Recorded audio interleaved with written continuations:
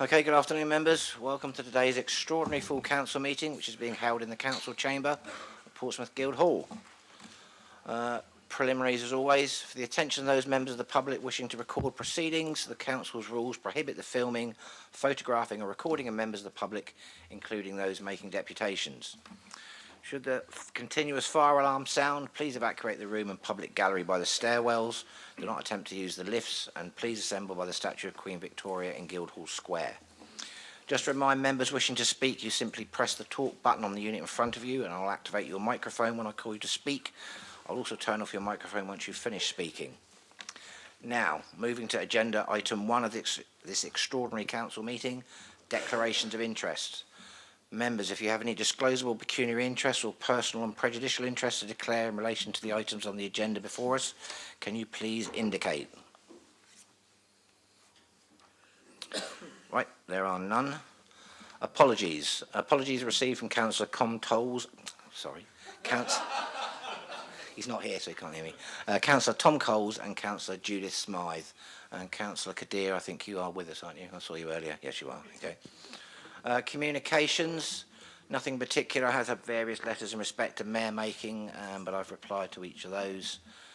So we move on to agenda item 4, deputations from the public under Standing Order 24. Mr. Balfe. My Lord Mayor, there are 4 deputations for this meeting, details of which have been circulated on the green sheets. Can I ask Viola Langley to make your deputation in objection to Cabinet recommendation in respect of item 5, pre-submission Portsmouth local plan? You have up to 3 minutes in which to deliver your deputation. The bell will sound when there is 1 minute to go, and again at the end of your time. Thank you. Can you hear me? Yeah, okay. Thank you, councillors, for your pre-submission local plan, which I oppose. Portsmouth City Council declared a climate emergency in 2019, and I quote, "Changes to our climate that pose threats to our health, our planet, and our children and grandchildren's future. There's no time to waste if we are to avoid the consequences." In addition, 2022, PCC declared a nature emergency in Portsmouth. I am very concerned about Portsmouth City Council's priority as indicated in the plan. In my opinion, the number of houses proposed to be built over the next 15 years is damagingly high. In this draft plan, it suggests there are major challenges between land availability and home delivery. National Planning Police Framework indicated the outcome of the standard methodology for determining housing need is only an advisory starting point. PCC should revise downwards the housing target in this plan. Previous housing targets have not been achieved. I'm not reading out numbers because I haven't got the time. Yet this plan has even higher targets. This draft plan focuses too much on increased housing numbers and growth, which will require use of our most precious and scarce resource, land. Nature is in crisis, biodiversity is lower than ever before, air pollution dangerously high, mental health of residents at risk, increased flooding risk, climate emergency, yet the draft plan focuses on even more reduction of natural habitats, increased number of homes with associated cars. In the chapter Greening of the City, PCC is committed to 30% of land for nature by 2030. How can this be achieved and at the same time create 13,603 new homes? The Imagine Portsmouth 2040 vision focuses on culture, heritage and history. It lists our waterfront, naval base, international port and strong links across the south. Why is there no mention of a healthy environment in the 2040 vision? This vision was adopted in January 2021 after 2 years of consultation. During and after this period, the Council has declared a climate change emergency and nature emergency. Can this vision still be valid for the 2025 plan? Haven't the priorities changed? The number of houses must be dramatically reduced and our natural environment enhanced. You, councillors, who are going to decide on the final draft of the plan, can say now to too many houses, Future residents, including your own children and grandchildren, will thank you for the protecting of their future. Thank you. Thank you, Mrs. Langley. Please be seated until the deputations on this item are concluded. Can I ask Rod Bailey to make your deputation in objection to recommendation in respect of item 5, pre-submission Portsmouth Local Plan? You have up to 3 minutes in which to deliver your deputation. The bell will sound when there is 1 minute to go, and at the end of your time. Thank you. So, I'm also, can you hear me, opposing the recommendation to approve the plan. I helped make the Milton Neighbourhood Plan back in 2022, so I've got some idea of what a plan's supposed to do and why. I also know how much work it takes to prepare one. What bothers me most is the evidence to support the housing target of 14,400. Why? Because it's not reasonable to cram so many into an already congested and densely populated city. The vision for an attractive, healthy, happy city where everyone can get about freely, where we value heritage, culture, open spaces, etc., is great. In 1998, the Portsmouth 2020 vision was much the same, an accessible city, free from unnecessary congestion, with good public transport alternatives to the car, with important areas for nature conservation, parks, etc. Great stuff. In those days, we had a number of households of 79,000. In the regulation consultation, which preceded this one, this Regulation 19, back in 2021, the number of households was given as just shy of 90,000. So it took 20 years to get from 79,000 to 90,000. That's 11,000. Why?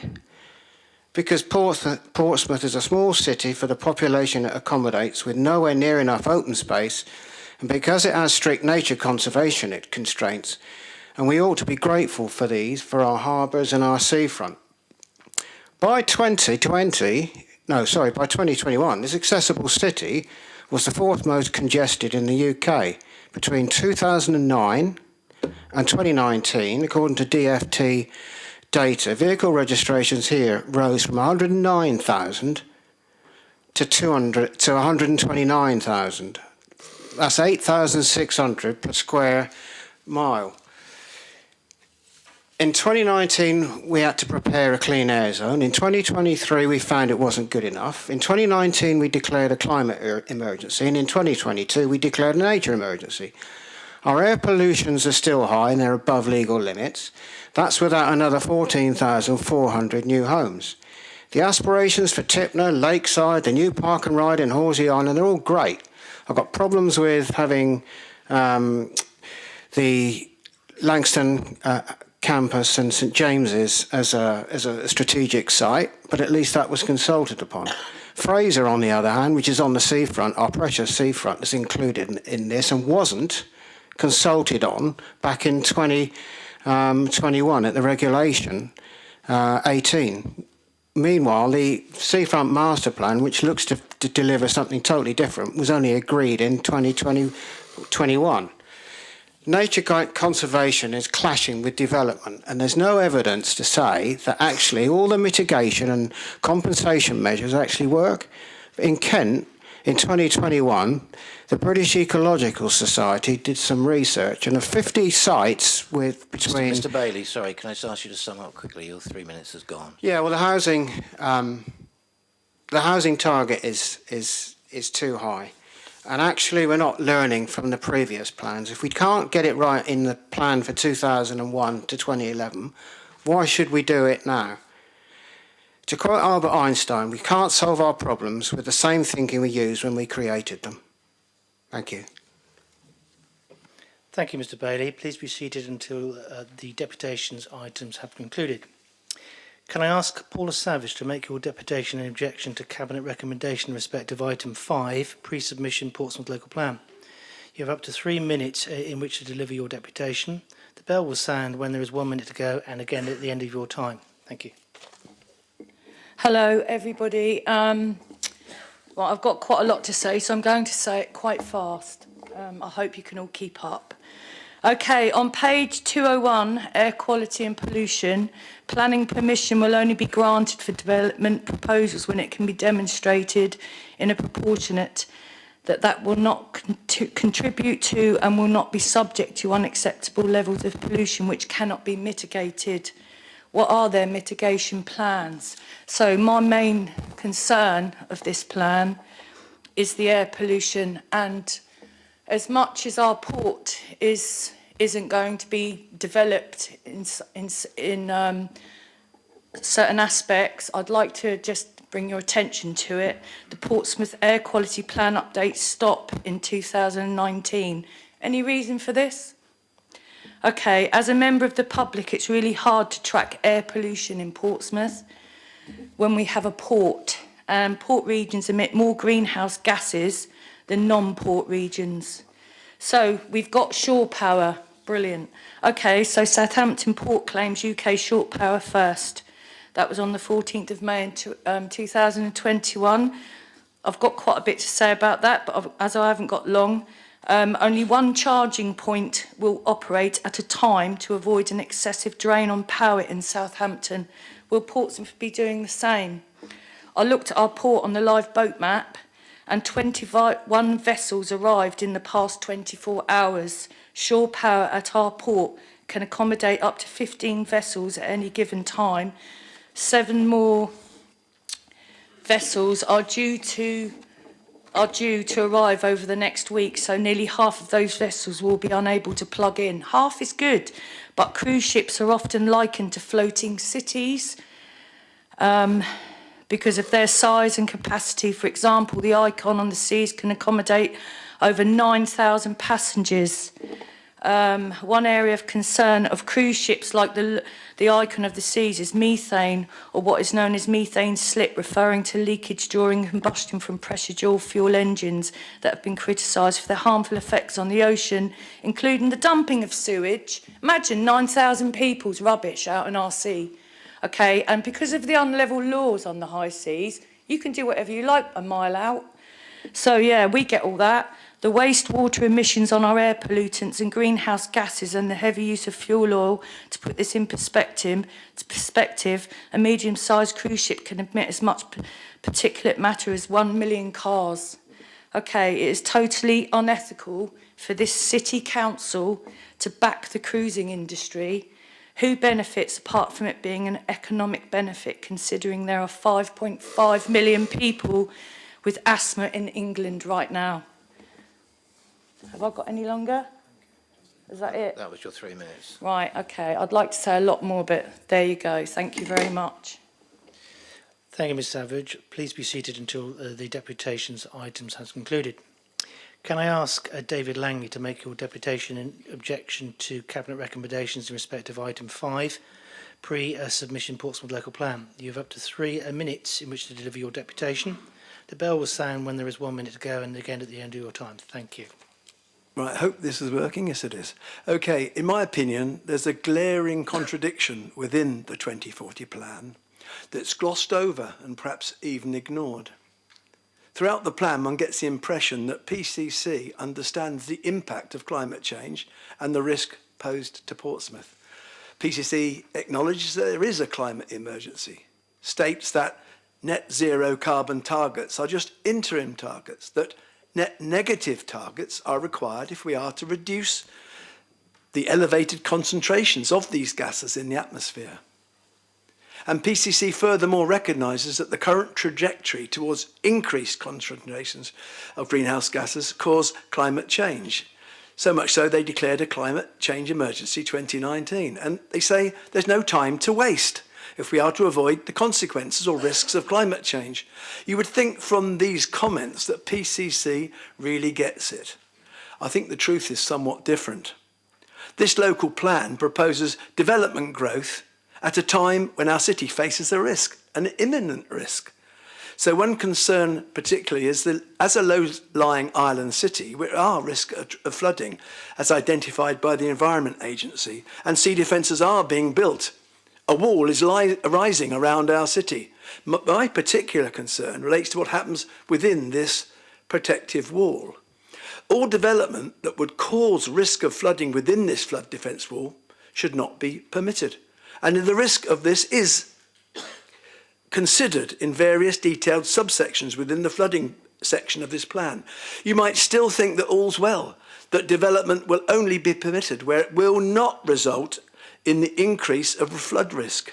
And there's constant reassurance that the most effective systems of drainage, water reuse, water storage, etc. will be used and that we'll just be fine. We'll be just fine. But be sure, though, flood events will happen. If we cover our land with substantial areas of impermeable material implicit in building development, surface water runoff will increase. And climate change, they say, will bring much heavier rainfall, so runoff water volumes will increase dramatically. So where will the water end up? Sea levels will be higher than present. City land levels will be below sea level, the new sea level, and the water's nowhere to go. So this risk should not be increased by deliberately planning for excess numbers of future building projects. All building development will increase the overall risk of flooding, and yet the plan accepts the need to build, build, build. So this contradiction is clear. In this plan, PCC acknowledges the imminent risk posed by climate change, and despite the acknowledgement, our city is planning to build, build, build, which will make flood risk more likely. Indeed, the vision of Portsmouth in 2040 makes no mention of this.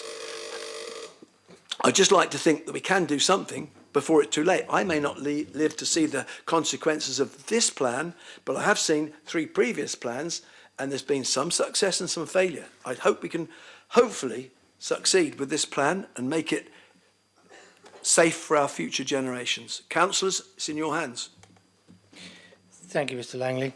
Could those of you who have made deputations please retire to the public gallery if you wish to watch the remainder of the meeting. Thank you all. Okay, members, that brings us to the end of deputations for this meeting, and we now move on to agenda item 5, which is the pre-submission Portsmouth local plan. We received the recommendation of the Cabinet held on the 15th of May 2024 as previously circulated within the agenda. Understanding Order 60, I will use my discretion to allow officers with the relevant technical expertise present at the meeting to interject should the need arise and they indicate a wish to speak. This will only be used when it is felt necessary in order to provide any technical knowledge required to inform the debate. I now propose to call the minute. If members wish to either question or oppose the minute, please indicate by standing and calling out either question or object once I have called the minute. Can I also remind members that under Standing Order 27, any item to which no objection is made will be deemed to have been approved. I therefore call Cabinet Minute 43, Pre-Submission Portsmouth Local Plan.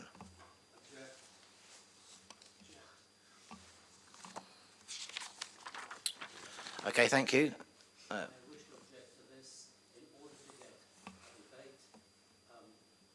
This matter, which I think was essential for this council to know what it is approving. Thank you, Councillor Mason. As there is an objection, in fact there's 2 objections to Cabinet Minute 43, I now call for a proposer and a seconder to the recommendation. Can I remind members that under Standing Order 45A, details of any amendments are to be given to me in writing before commencement of the debate? I already actually have one, but can I have a proposer first of all and a seconder?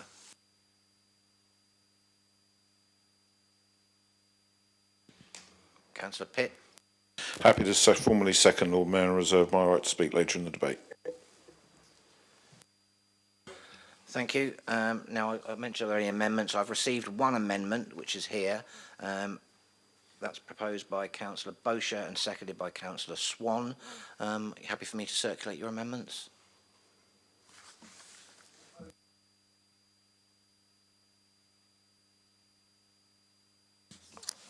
Thank you. I'm still learning. Okay.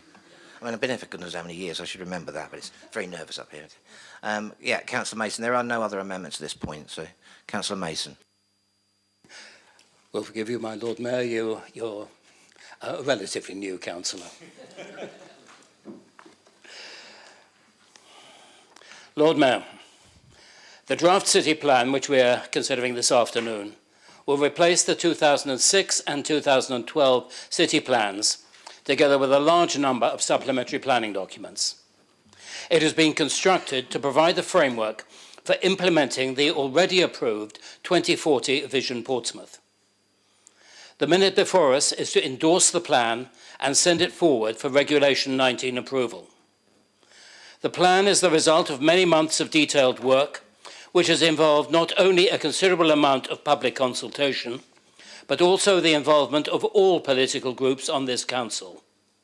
Together, we and our highly experienced officer team have produced a plan which will enable our city to meet the challenges of the next 15 years. It is, of course, a plan which will enable things to happen, but which cannot of itself make them happen. There will always be decisions which we will have to make. In putting the plan together, there are 4 particular areas where we have faced challenges in achieving a consensus. The first is the number of additional homes which we will need to create each year. The National Planning Policy Framework methodology, based upon economic and population growth, the declining size of the family, increased longevity, comes up with a figure of 899 homes each year. We cannot reach this. But in PLP 16, we have agreed a figure of 13,603 homes between 2020 and 2040, or approximately 680 per year. There are those who claim that this is too many, and that Portsmouth is, quote, full up. But 680 per year is achievable, and we must remember that every home which is not provided in Portsmouth at an average density of 120 dwellings per hectare will be provided outside our boundaries on Hampshire's green and pleasant land and at only 40 dwellings per hectare. Goodbye skylark and corn bunting, farewell field mouse and mole. The second issue was the proportion of affordable homes. In PLP 17, we are proposing the provision of a minimum of 30% affordable homes. Many members would have wished to see a higher provision, while our planning officers have advised a lower figure of 20%, on the basis that this would normally be achievable, whereas 30% would inevitably be challenged in most cases. After considerable discussion, we have settled on 30% as being ambitious but achievable. The third contentious area is that of houses in multiple occupation, where for some years we have successfully planned to a maximum threshold of 10% of the properties within a 50-metre radius. Some members have argued that this should be reduced to a 5% threshold. After investigation, which revealed that an authority which had tried to require such a limit was unable to enforce it, and after advice from a leading planning KC that to propose a reduction would be extremely risky, a consensus was reached that we should retain the maximum threshold at 10%, but also strengthen other requirements to ensure that communities do remain mixed and balanced. The most contentious issue, however, has been that of Tipner West and Horsey Island East. We could not dodge this issue for 2 reasons. The first, that in 2012 City Deal, we accepted £49 million of government funding to plan for manufacturing and housing development of this area. And the second, that without spending many millions on renovating Tipner's decaying sea defences, not only might land be lost to salt marsh, but it would expose a much wider area to the risk of severe flooding. As you will see in PLP 3, we are planning for 58,000 square metres of marine manufacturing and research. Jobs which, if not provided here, would likely go to continental locations rather than anywhere else in the UK. And we are planning for between 814 and 1,250 homes. It is surely better to provide homes here than on swathes of the Hampshire countryside. In coming to a consensus, no one is pretending that it will be simple to implement this policy, since we will need to mitigate for the inevitable disruption to nature and especially to bird life. On the basis of the detailed habitat regulation assessment which accompanies the draft plan, we are convinced that this can be achieved. Consensus could not have been achieved without all party involvement across the chamber. And I would like to thank colleagues for their positive input to what has been a long and complex process. I hope, however, that those who remain unconvinced on any point will desist from proposing amendments today, since the whole plan is made up of interlocking elements and any substantial amendment would have ramifications across the whole of the plan. Were that to happen, the delay could well push the plan back beyond the expiry of current legislation, and that would have huge financial implications. The plan, my Lord Mayor, is an achievable city plan. It is a comprehensive city plan. It is a visionary city plan, and it's a good city plan. I propose that we accept the recommendation. Thank you, Councillor Mason. Councillor Pitt, that was a formal second, wasn't it? You don't wish to speak. Okay, thank you. Right, members, at this point, I think to facilitate this debate, otherwise we're going to have some problems, I will propose suspension of the following standing orders. I'll need a seconder, but let me give you my reasons for doing so. Standing Order 38, that be suspended to disapply a time limit for group leaders to speak, which mirrors the process at the budget meeting which sets the council tax each year. Standing Order 47B, this be suspended to remove the time limit on the proposer's right of reply, again mirroring the process at the budget meeting which sets the council tax each year. And finally, Standing Order 29 be suspended to allow a question to be put to the Cabinet member to be referred by them to one of the officers with the relevant technical expertise present to reply if it's appropriate for them to do so. Now, we'll need to take each of these separately, and of course I'll need a seconder first. So on the basis that I'm proposing each one of them, purely to facilitate, can I ask, do I have someone that's prepared to second the suspension of Standing Order 38, first of all?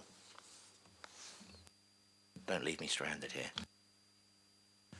Councillor Sanders, thank you very much. Standing Order 47B. Happy to second, Lord Mayor. Well, thank you, Councillor Pitt.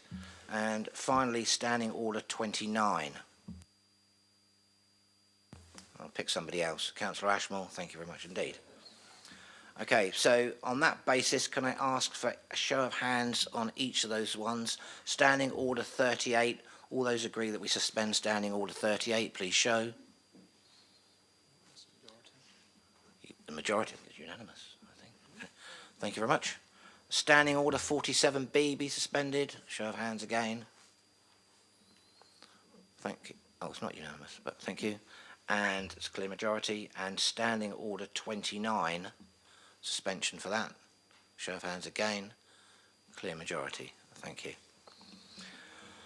Right. Now, are there any amendments? I mentioned, first of all, there is one amendment I've received. This is from Councillor Bosher, seconded by Councillor Swan.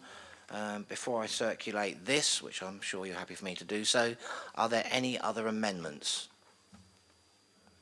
Nope. Okay, on that basis, just circulate this amongst members. I'll give you a minute or so to read it.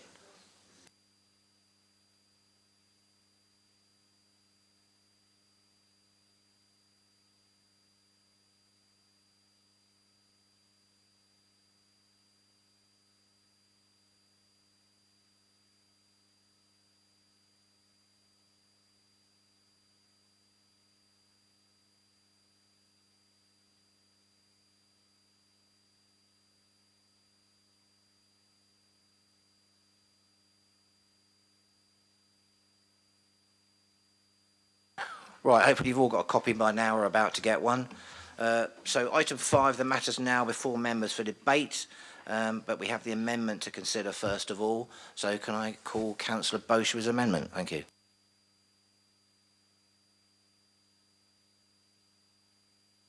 The suspension of standing orders beforehand, because I know I would have spent the entire weekend writing a speech, but it's going to be quite short and straightforward. I think it's fair to say that we've had, over the course of, I've lost count of the number of years, cross-party involvement, regular meetings, Tipner West cross-party working group seemed to be almost weekly, but it probably wasn't when we were going through it. And certainly there's been a full and public consultation. What I'm proposing in this, and I hope that Councillor Mason will just subsume this, is that we have followed a cross-party engagement all the way with the local plan. And what we now have under recommendation 3 is to delegate authority to the Assistant Director of Planning and Economic Growth in consultation with the portfolio holder to make any minor amendments. What I'm proposing is to say let's include the portfolio spokesman in that as well, and let's keep this cross-party goodwill, shall we say, moving forward, not go back to a situation where it's only going to be the cabinet member that's going to decide any amendments, and move away from a situation where we've been in the past 3 or 4 years, shall we say. So I hope that's acceptable. I saw your look of trepidation when you saw that there was an amendment there, and I'm thinking you've probably got nothing to worry about, Hugh, because I think that's probably something that, knowing you as an individual, you're probably happy to have that with anyway. And even if I hadn't moved an amendment, I'm sure if I'd asked for it, you probably would have accepted it as anyway. But I wanted to get it down on the order paper to make sure that we actually have that particular vehicle, so that all the groups in this council chamber can actually be involved in that. And I would also include in that, if I can, obviously Councillor Corkery, who is a group of 1, so I'm sure he'd like to be involved at that same table as everybody else, so that we are aware of any minor changes.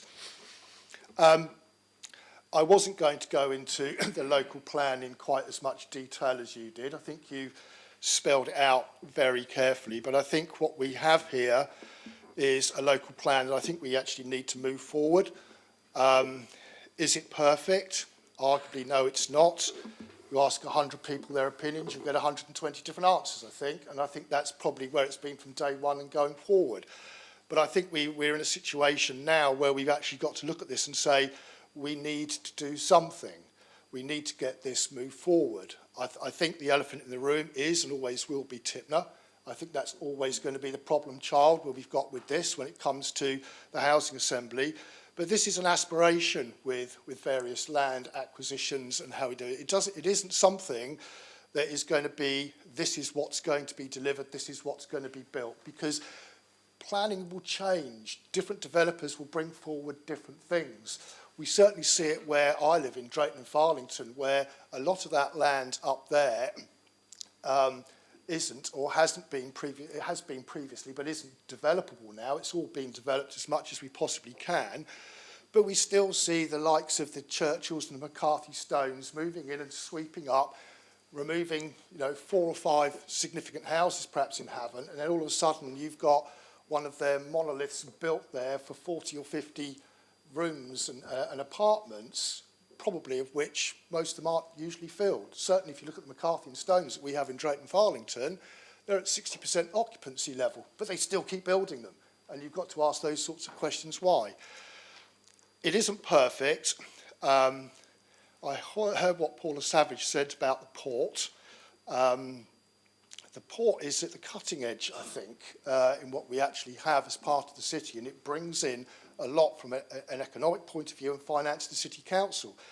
And I was a little bit, couldn't really pick out what Paula was actually saying, but it suggested to me she didn't want the port.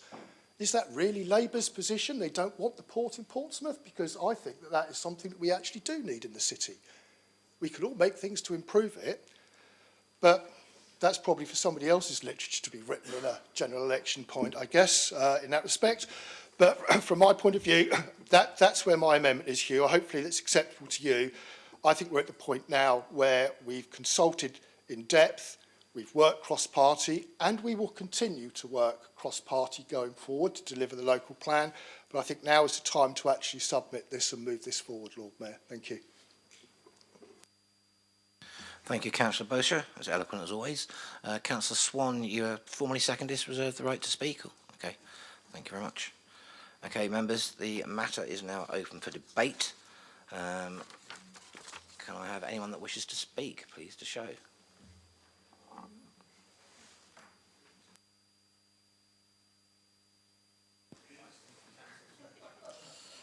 Councillor Simpson, first of all.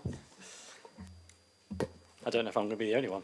Thank you, Lord Mayor. Firstly, I would like to thank Lucy Howard and her team to listening to our concerns, arranging additional meetings to outline further changes, hopefully for the better. I like a majority of this plan. However, my issue is the HMO policy. Apologies to all the members that have listened to this last week, but I feel that 10% within a 50-metre radius is very safe, which you would assume would be a good thing. However, I don't believe we are looking at our situation as a city.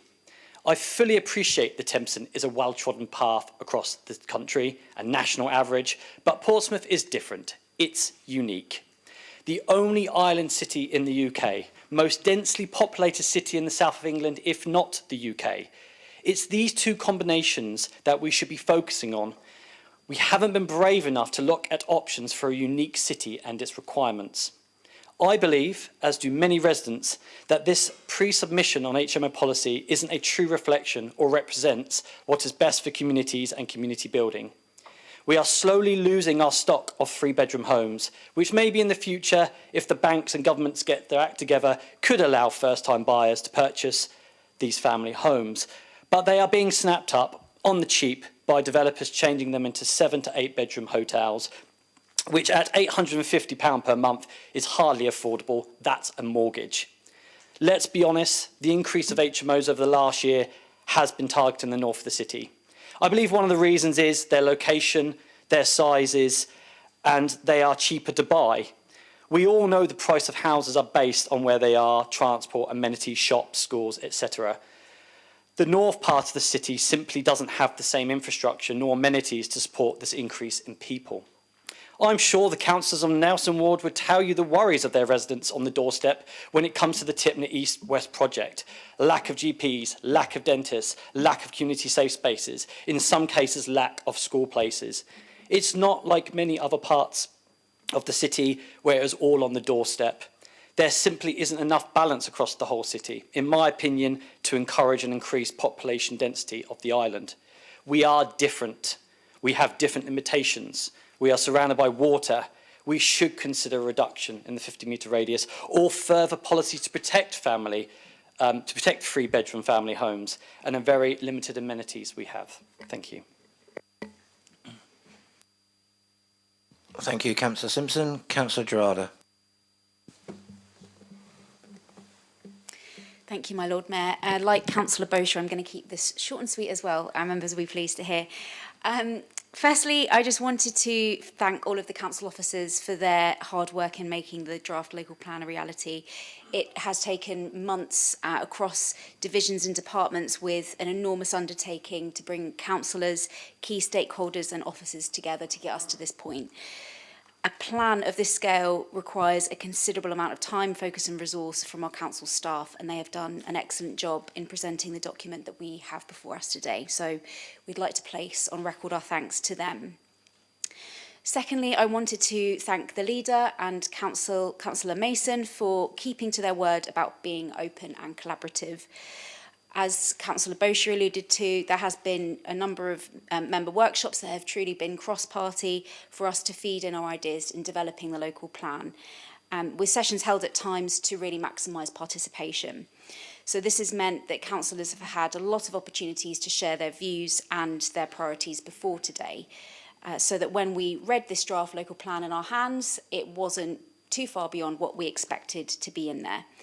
And much of its content is in tune with the priorities that we have shared previously. So I'm very grateful for that.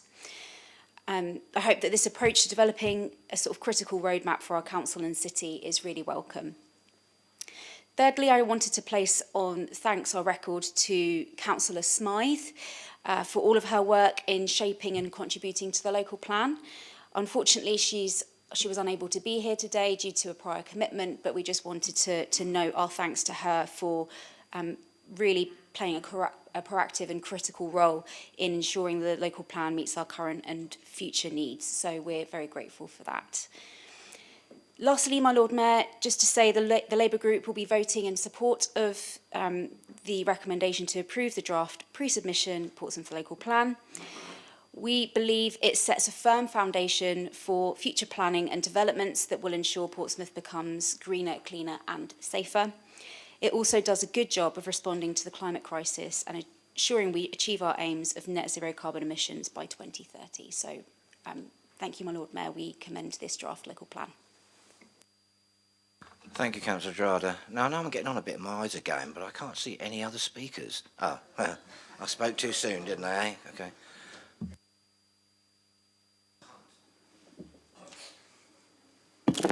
All right, Lord Mayor. It would be easy to just sit here and nod it through, really.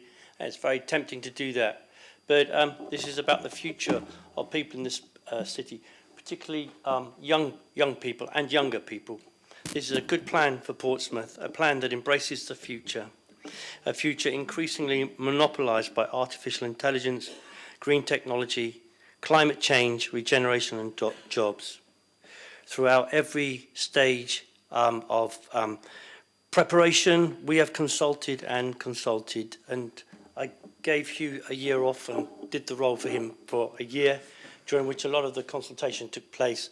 And Councillor Swan and then his former colleagues back then came to us concerned about Cosham, and thanks to Lucy and Ian, we listened and we reduced the density of housing in the centre of Cosham.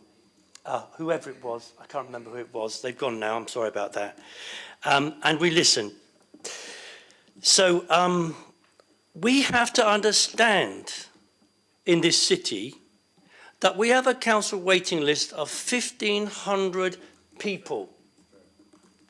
That's people who haven't got a key to their own front door right now, who are sofa surfing and living in other forms of accommodation, which we see talked about so much, for political reasons, in my opinion.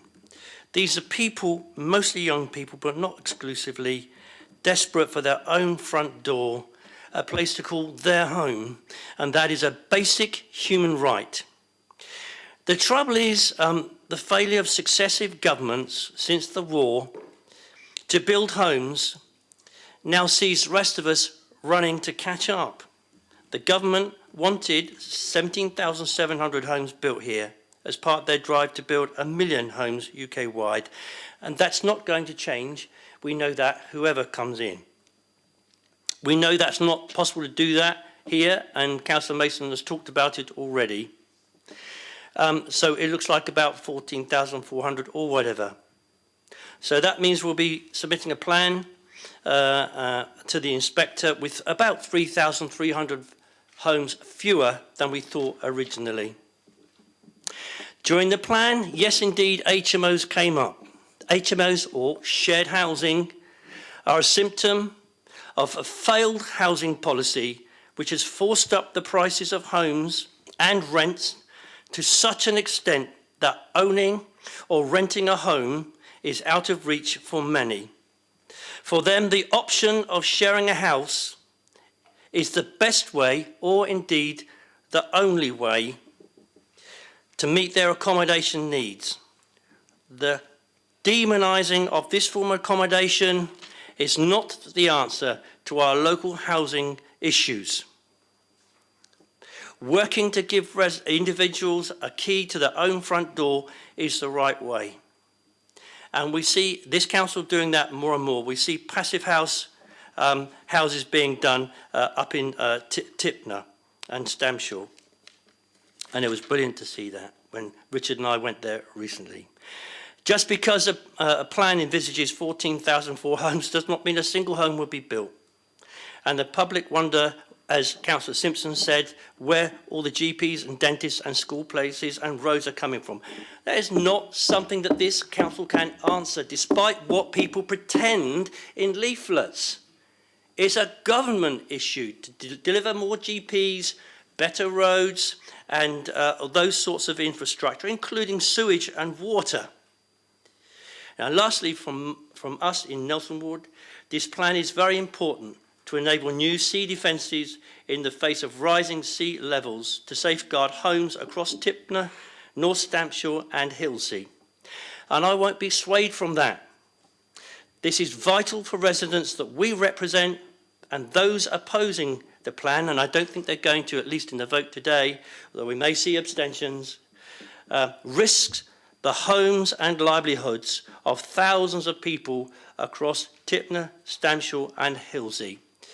We need this plan. We need it to get on with dealing with those decaying sea defences that Councillor Mason talks about. I really hope that this very common sense plan is voted through unanimously, Lord Mayor. Thank you. Thank you, Councillor Hunt. Councillor Sanders. Thank you, my Lord Mayor. This plan is a balance. It's a balance between the need to protect our city's environment, the need to protect our city's green spaces, which was outlined in the deputations earlier, and some pretty stark facts, which Councillor Hunt has kindly outlined, but I just wish to expand on. We have at the moment in this city what is frankly a broken housing market. Private rents are rising by 12%, rose by 12% last year according to the ONS. That's £135 every single month that more people are paying on average in the private rented sector. Wages are lagging behind, making renting privately unaffordable for so many people. The waiting list that Councillor Hunt talks about doesn't have council tenants on it.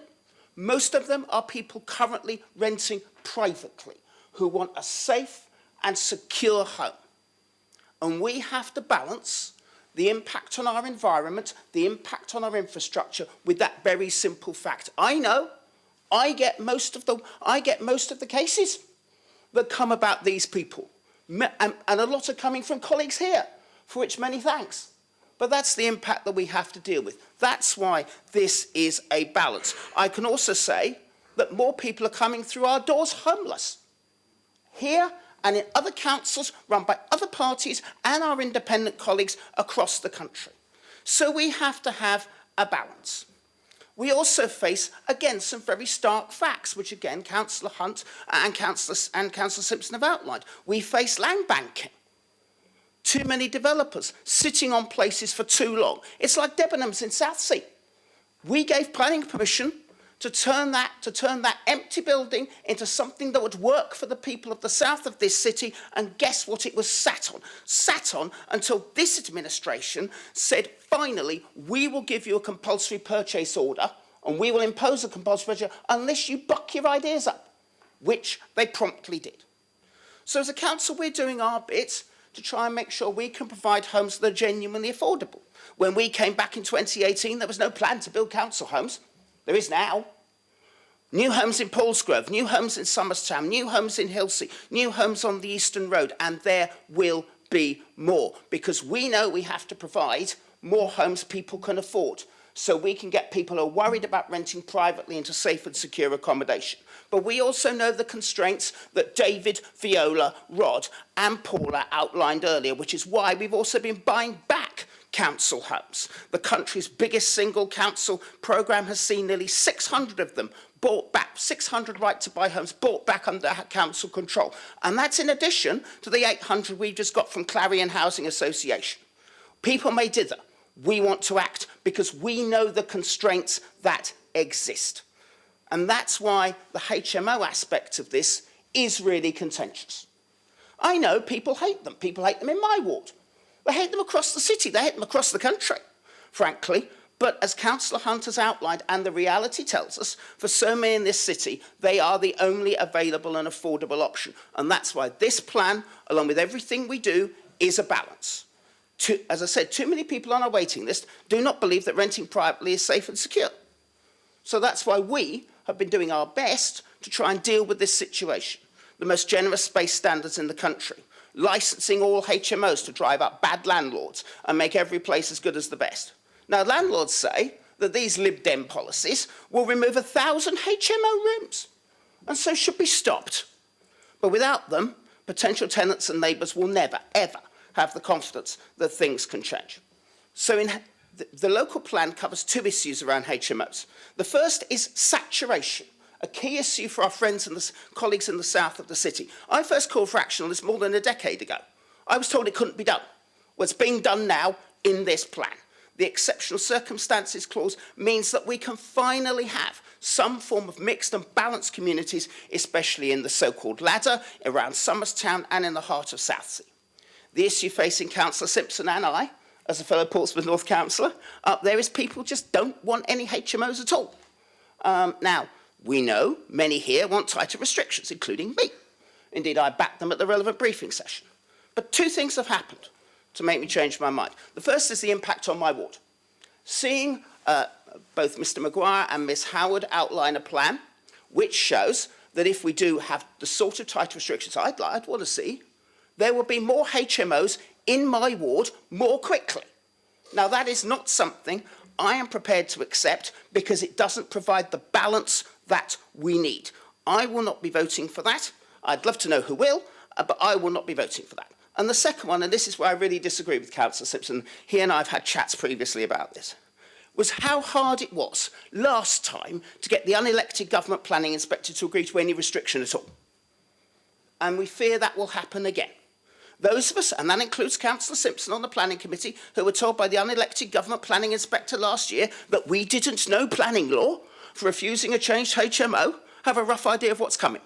We've looked at things like Thanet, whose existing policy, the one we want, many of us want, was downgraded to guidance when they tried to put it in their plan. Therefore, they've got a HMO free-for-all, the complete opposite of what we want. Given a choice between half a loaf and no loaf, I know what I prefer. And that's why I'm not happy, but I'm content to stick to the 10% rule. As I said, my Lord Mayor, this plan is a balance. We have so many constraints in our city. We have national parties, except for mine, that don't want local housing targets, which is what we should have the freedom to decide the number of homes we have. Because we don't have that, it's a balance, and this is the best one we've got. Thank you, my Lord Mayor. Thank you, Councillor Sanders. I said this once before, and opened the floodgates. I did it again. Okay, Councillor Pitt. Thank you, Lord Mayor. I'm not going to bore everybody by going over ground that's already been well trodden by colleagues this afternoon, and rightly so and very effectively. I did want, however, as leader of the council, to echo the comments of other group leaders here today in thanking Ian and Lucy and their team who are sat up there in the gallery today watching us for the huge amount of work that's gone into this. I'd like to thank colleagues for the cross-party collaborative discussions that have been challenging at times, but actually not in a party political way, in an individually interested way, which is the way it should be. And I know we don't play all of that out in the public domain, but there's been a lot of it. There's been numerous, even members of the public watching today might think, well, there's brand new councillors on the council, they haven't been part of this process. We got straight in there, get briefings out for new members to bring them up to speed and explain to them what all this was all about. So a massive amount of work, and I know sometimes late into the night, I have had emails from both Ian and Lucy about midnight. So I know the amount of work that's gone into it. And the crucial thing is to make sure that we meet this deadline. Because if we miss it, and the legislation changes, and we know that's imminent, we have to start all over again. Now, the consequences of doing that are in excess of £1 million of public money. Now, when we have a plan that, yes, is not perfect, no local plan is perfect, but is a well interrogated and collegiately drawn document that enables us to do the best we can for the people of the city. It's not an ideological document. It's not a wish list. It's not all the things that we would like to see. Other colleagues have talked about the HMO policy, the affordable housing policy, the issues we've got to deal with at Tipner, etc. These are all things that need compromise. But what we do have here, in comparison to some of the local plans we've seen from other local authorities, such as Havant, for example, who under their previous administration saw their plans thrown out as crackers, we have a sound plan that we believe is capable of being supported by an inspector and becoming council policy. And it's so important that we have a valid plan and that we have an adopted plan that we can use to put our flavour on the MPPF and make sure that we're doing the best we can for the city. Because without it, all we have is the MPPF. And if we are falling back on the National Planning Policy Framework for the answer to everything, then lots of the stuff that is in here that does change that and alter that in order to make it relevant to Portsmouth and benefit Portsmouth isn't heard. And that would be a tragedy. If we had to start this process all over again, we're looking at multiple years of review and consultation and a huge expense. We've got to where we've got to by compromising and proving that on one of the biggest issues this council ever has to deal with, in fact, any council ever has to deal with, and that is the development of its local plan, that we've been able to behave like adults across the chamber, work together and come up with officers with a document that we should be able to support. And I'm very happy to second Councillor Mason's proposal. Thank you, Councillor Pitt. Now, Councillor Corkery, I'm not sure if you've got a dodgy bulb. 3 times you've come on and 3 times you've gone off. You wish to speak? Okay, you're next then, Councillor George Madgwick. Thank you, Lord Mayor. Yeah, I just want to start off, I guess, by echoing sentiments that many of us made, thanking everyone that's been involved in this process. It has been a long process, it's been a very detailed process, and I know that I and lots of other people across the room have sat through many hours of those meetings. And as the leader said, I think sometimes they probably were challenging, but in a good way, because that was, for me, the benefit of seeing local democracy and democratic accountability play out. There was lots of discussion, there was lots of challenge, there was lots of scrutiny, and that's exactly, I think, how these processes should be played out. And for me, one of the big benefits of local government, really giving local people a voice in how these policies are being developed, as opposed to them being developed on a national or kind of large scale, which are way above people's heads. Also want to thank the deputies that have come in to speak today for their perspectives and their opinions on these matters. I think it's always important that we recognise the importance of local people coming in and getting directly involved in these decisions to help us come to the best decisions that we possibly can. I know that housing targets is still and always will be a major issue for lots of people, but I think it's worth recognising that they have come down. And yes, Portsmouth is a very densely populated place, particularly areas like Charles Dickens, where we represent one of the most, well, the most highly densely populated areas of the city, which is a highly densely populated place in itself. But I think even from our perspective, we recognise that, well, I at least recognise that dense population can work. It does work in other places around the world. That it is possible to have high quality, highly dense, green housing, and it can be done. And I think as a city, we should be ambitious to say that we want to be at the forefront of showing how it's going to work, particularly on the climate issue. As years go on and parts of the world become uninhabitable, places like Portsmouth and the UK and Europe are inevitably going to become much more dense, and we need to be innovative and forward-thinking in what that's going to look like. And Portsmouth has a really good opportunity to be at the kind of forefront of trying to make that happen. In terms of affordable housing, I think going for the more ambitious and hopefully achievable target, 30%, is exactly the right thing to do. I think we do need to be pushing back against developers wherever possible and trying to get as much out of them in terms of those concessions around affordable housing and sustainability and the other kind of high standards that we want to see construction happen to. One thing I also just want to mention, because it's something I think is important, it's contained within the report, but it's also worth playing out just publicly, and that's the distinction between affordable rent and social rent in terms of provision of housing. Councillor Sanders is smiling because he knows we've had this discussion many times in housing portfolio meetings and briefings. And I just want to kind of flesh out a little bit of the detail of that, because I appreciate they can sometimes seem quite technical, abstract terms, in terms of what that looks like for a person on the waiting list or in a socially housed property waiting to move. If you're looking at a 3-bed property in Portsmouth, the traditional council rent, social rents, what they all were until fairly recently, for a 3-bed property, you're probably looking at about £450 a month, genuinely affordable for lots of people on low incomes, and probably generally kind of enviable for lots of people that don't enjoy that kind of affordability. When we're talking about affordable rent, those rents are quite often £1,000, some of the housing associations actually a lot more. That's a massive difference, obviously in terms of affordability to the people who are able to live there and still sustain a reasonable standard of living. But there are other aspects to it as well. It can create a really large barrier to work, because then all of a sudden you're losing a lot more of your benefits potentially if you move into work or if you take up more hours.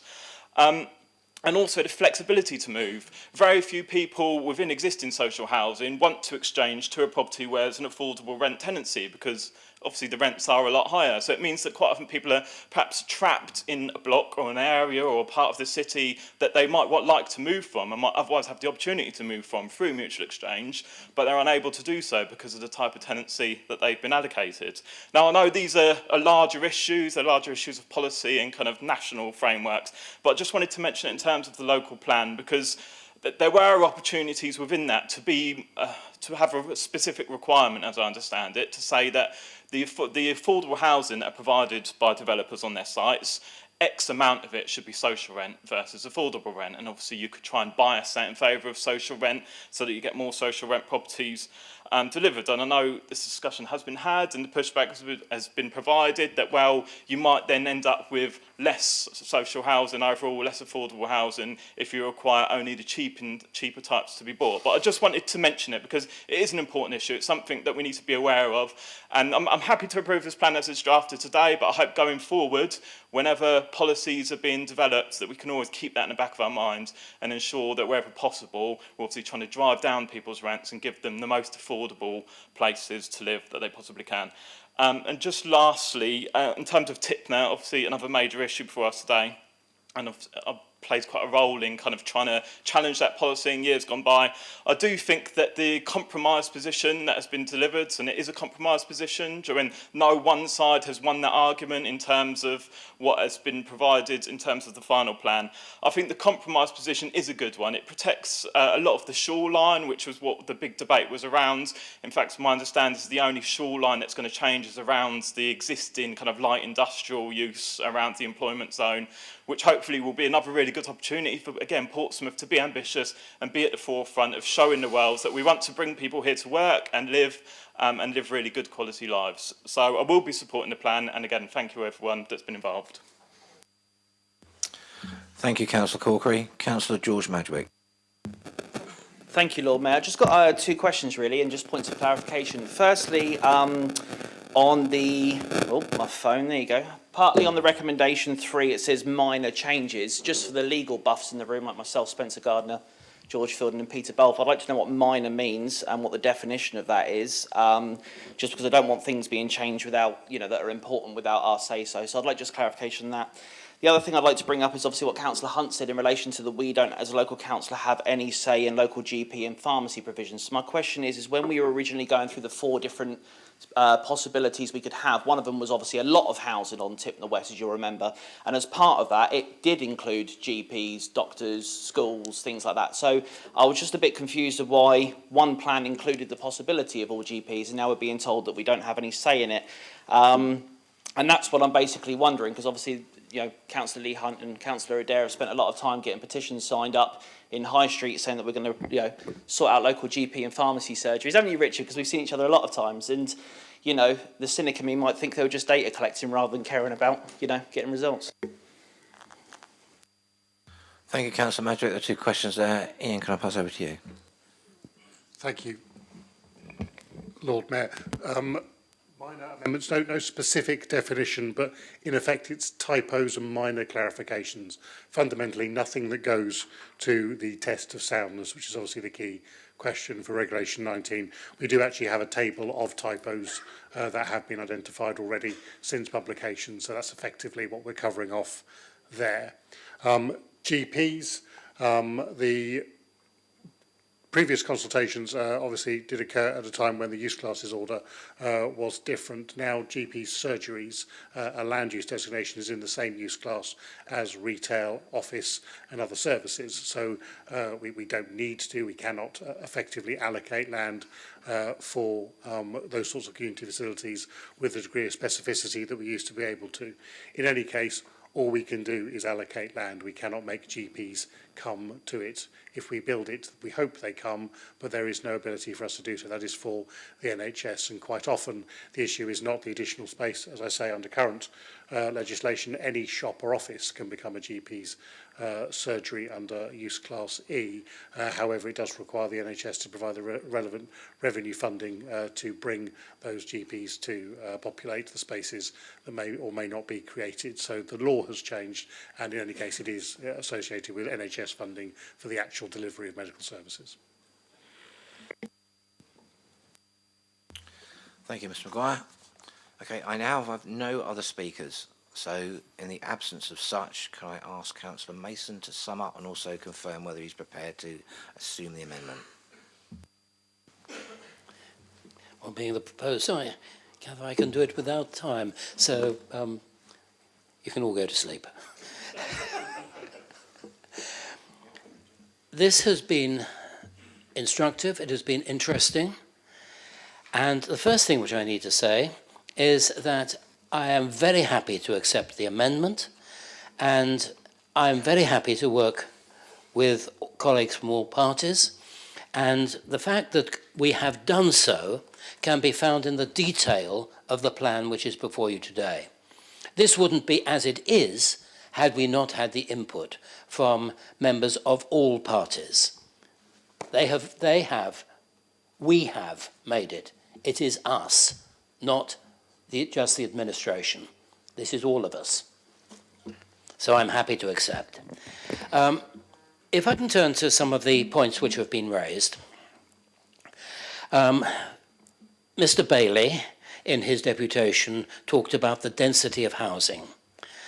I think it is a general opinion amongst all of us that the last thing we want to see is the surrounds of Portsmouth look like the surrounds of Los Angeles.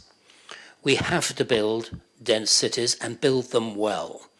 Councillor Corkery was very right on this. We can do better, and we can build dense cities. And it is right that we should do so in order to preserve our countryside. Ms. Savage talked about the port, and I think it is important to remember that under the current administration of the port, with our current port manager, we are looking to become a carbon neutral port. We are looking to become the most, as it were, green, in inverted commas, port in the whole of the country, if not in Europe. We are working on that. Ports are important. It is important to our economy, but it is also important we recognize that the port should be environmentally advantageous to the city. Mr. Langley talked about flooding and land lying below sea level. That will create problems? Yes, of course it will. But we just have to look across the channel to the Netherlands to see cities which are lying something like 6 meters below mean sea level, and they work. And we know how they work, and we can get advice on how they work, and given our sea defences and given our ingenuity, I do not see that that is going to be a problem which is insoluble.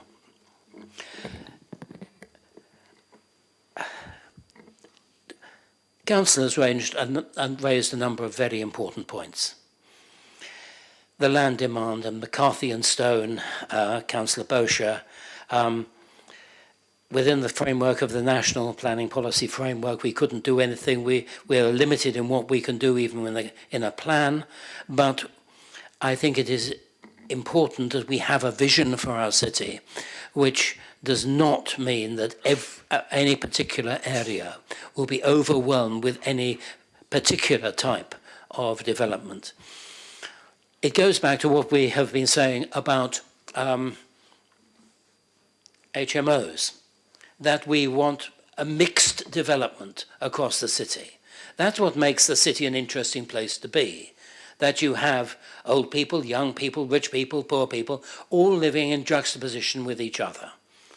And certainly, insofar as we can do that by planning, that is what I think we should be doing.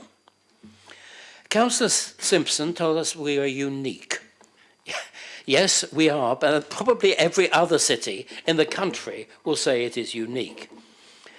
He also raised this problem of the 10% threshold which we have.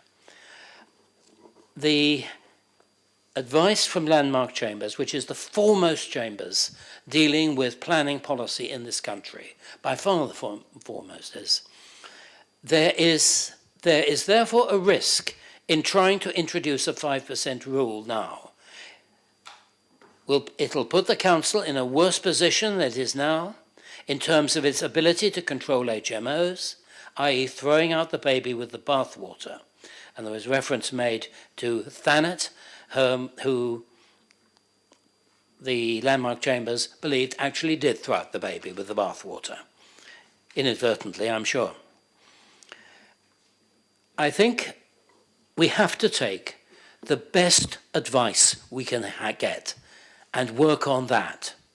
And the best advice we can get is it would be exceedingly risky to depart from the 10% rule, and so I would suggest that we do not do so. Councillor Hunt talked about, as did Councillor Madgwick, GPs, dental surgeries, schools. As has been pointed out by Mr. Maguire, the use classes have changed, and we cannot encourage this by use classes anymore. There are, however, a number of things which, as a council, I am sure that we can do to encourage doctors, dentists, to come to this city. And I think the university, with its expansion of its medical schools, is doing the best it can to assist us in that as well. If people have trained here, they're likely to stay here. We know that. Yes, I agree with Councillor Sanders that planning is very much a balancing of risks and opportunities and balancing the good against other goods. There is no simple dichotomy in planning between this is good and this is bad. We have to weigh up things which are both good and bad in themselves against good things which are good and bad in themselves. It is the nature of planning. I would like to agree with Councillor Corkery that dense populations will work. We've seen it around the world. We see it in some of the European cities, especially, that they have managed to produce good living environments with quite a dense population. And that is what I think we will have to do in this city.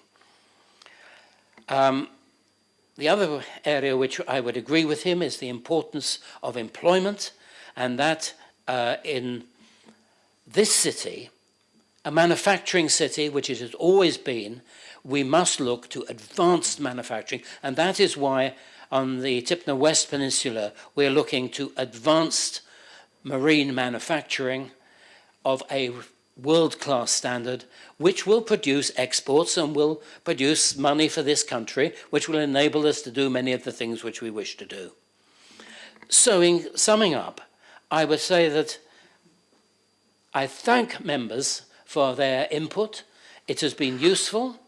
I've been taking notes on this. I look forward to working with them when material comes back from the Regulation 19 inspection by Her Majesty's Government, and I would commend the minute to members for their approval. Thank you. Thank you very much, Councillor Mason. So, members, we now go to the vote, bearing in mind...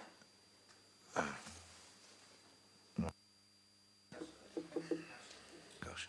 Oh, these fudgy fingers, right. Councillor Pitt. Call for a recorded vote, Lord Mayor. Okay, we've had a call for a recorded vote. Can I see those members? We need, I remind you, we need 8 members to stand to get a recorded vote. Well, we've got more than 8, so it will be a recorded vote. So just to remind you all, the amendment from Councillor Bosher and Councillor Swan was accepted. And so with that incorporated, and bearing in mind it's a recorded vote, can I ask all those in favour to please stand?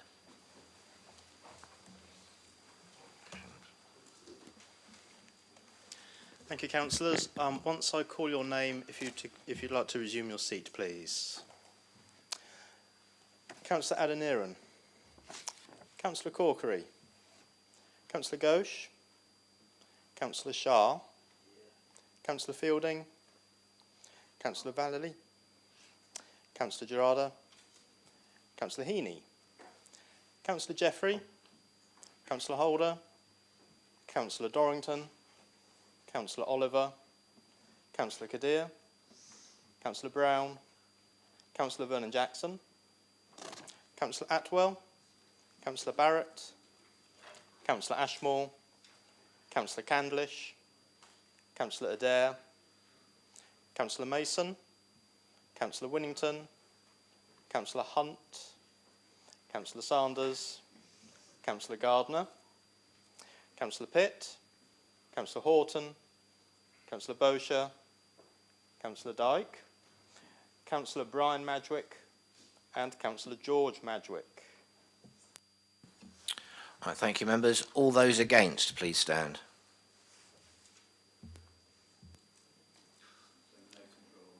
Councillor Swan. Thank you. And those wishing to abstain, please stand.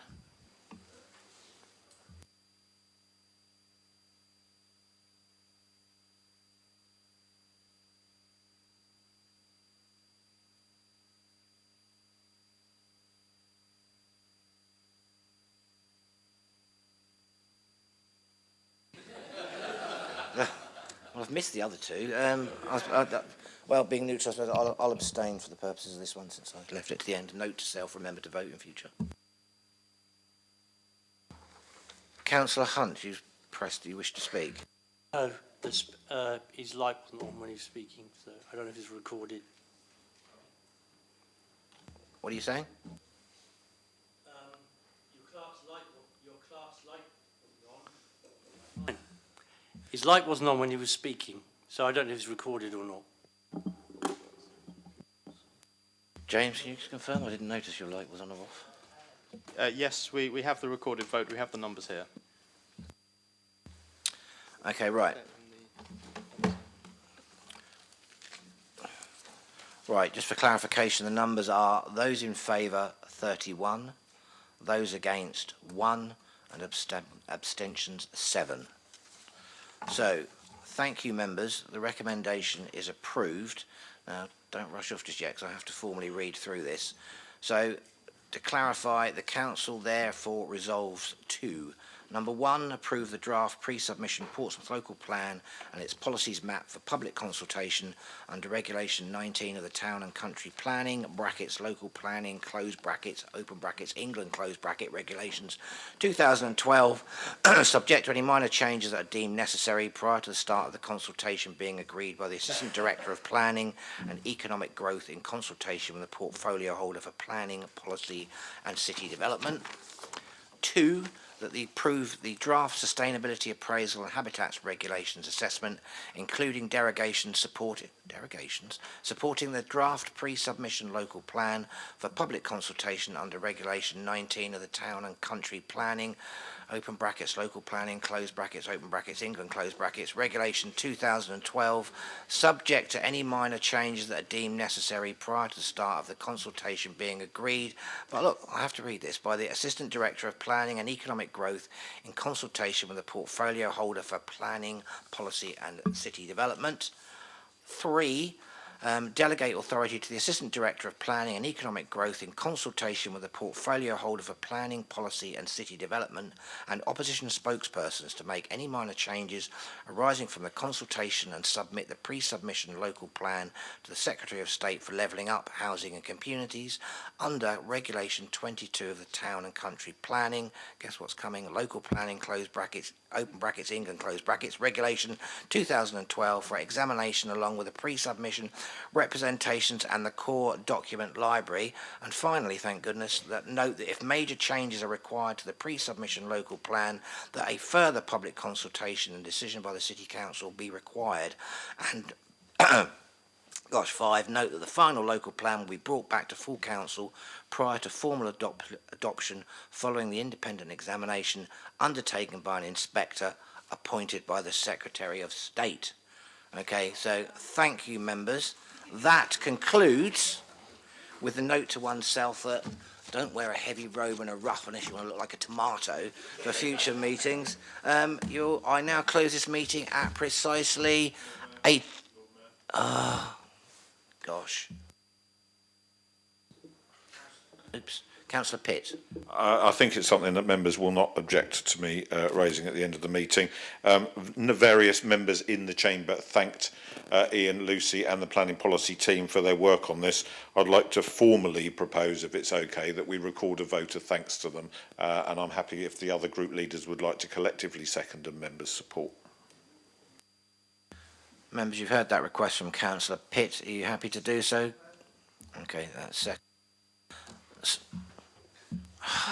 So, members, are you happy to record a vote of thanks? All those in favour, please show. I think that is unanimous, so well done. Thanks recorded.